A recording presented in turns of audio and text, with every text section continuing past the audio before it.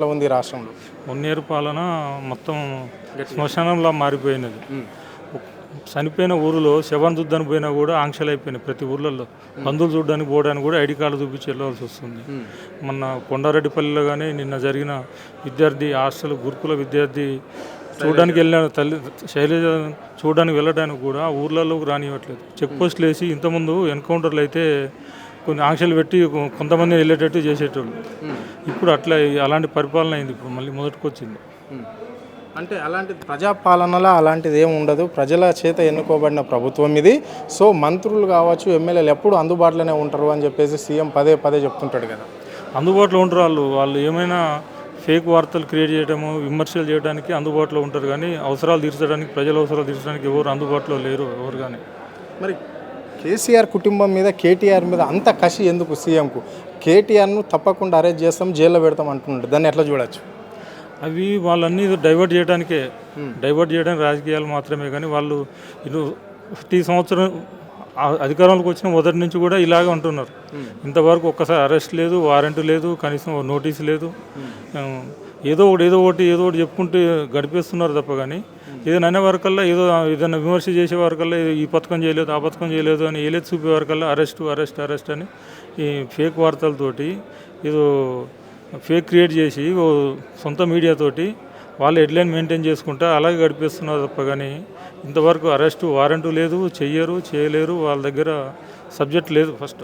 అంటే ఇప్పుడు కాంగ్రెస్ పార్టీ ఇచ్చిన హామీలన్నీ ఒక్కొక్కటి నెరవేరుస్తున్నాము అని చెప్పారు. ఇప్పటికి కొన్ని ఇంప్లిమెంట్గా చేశామని చెప్పారు. మీరేమో హామీలు నెరవేర్చలేదు అంటున్నారు. ఎట్లా చూడొచ్చు దాన్ని? ఇప్పుడు మహాలక్ష్మి పథకం బ్రహ్మాండంగా నడుస్తుంది కదా అని అంటున్నారు. అదొకటేనా? ఒక ఆర్టీసీ బస్సులో మహిళలకు కొట్టుకోవడానికి పెట్టిన ప్రవేశ పథకం తప్ప సర్వీసులు తక్కువ చేసేసి బస్సులు పెట్టిరు అంతే తప్ప. కానీ ఏ పథకము ఇంప్లిమెంటేషన్ లేదు అక్కడ. అంటే ఇప్పుడు మేము రైతు రుణమాఫీ చేస్తామని చెప్పారు. రుణమాఫీ కూడా అయింది, ఫుల్ ఫ్రీజర్గా రైతులకు అందరికీ రుణమాఫీ అయింది. 2 లక్షల వరకు చేసినామని చెప్పారు. దాన్ని ఎట్లా చూడొచ్చు? మళ్ళా రైతు భరోసా పైసలు పడుతున్నాయా రైతులకు? వాళ్ళు చెప్తున్నారు రైతు భరోసా రాగానే వేస్తామన్నారు. మార్చి దాకా వేస్తామన్నారు. సగం మందికి కొట్టేసారు. రైతు రుణమాఫీ చేస్తామని అన్నారు. 41 లక్షల మందికి చేస్తామని అన్నారు. వాళ్ళే 18 లక్షల మందికి చేసేసినాం, ఇంతటితో అయిపోయిందని చెప్పేసారు. మళ్ళీ రైతు భరోసా 15,000 ఇస్తామన్న వాళ్ళు 10,000గా దిక్కు లేకుండా చేసేసినారు. ఇక ఆ రైతు భరోసా కూడా చూసి వాళ్ళు అది కూడా ఆశ వదులుకున్నారు. 6 గ్యారంటీలలో ఒక్క బస్సు తప్ప ఆ బస్సు కూడా ఇంకా వాళ్ళు డిపార్ట్మెంట్ వాళ్ళకి ఎంత రావాలో వాళ్ళు చెప్తే ఇంకా దాని లోటు కూడా తెలుస్తుంటుంది. ఇంకా మరి సజ్జనర్ గారు మరి ఆ విషయం మీద మరి ఎందుకు దాని మీద చెప్పట్లేదు ఏమో. ఇంతకుముందు 200 కోట్లు 300 కోట్లు బకాయి ఉంటేనే మా దివాలా తీసినాం అని ఆర్టీసీ యూనియన్లు అనేటోళ్ళు, ఎండి అనేటోడు. మరి ఇప్పటికి ఇన్ని ఏళ్ళ నుంచి సంవత్సరం నుంచి ఇంత నడుస్తున్నది. సంవత్సరానికి నెలకు 350 కోట్లు దానికి ఖర్చు అవుతుంది అన్నారు. ఇంతవరకు ఒక్క నెల దానికి కేటాయించినది.